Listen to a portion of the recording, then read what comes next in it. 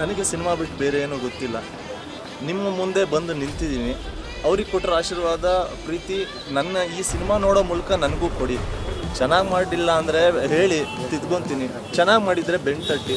So over all ನಿಮ್ಮ support ನಮ್ಮ ಟೀಮ್ಗೆ ಇರಲಿ ಅಂತ ಕೇಳ್ತೀನಿ. ಸರ್, ಸಿನಿಮಾದ ಬಗ್ಗೆ ಹೇಳೋದಾದರೆ ಯಾವ ಬೇಸಲ್ಲಿ ಹೋಗುತ್ತೆ?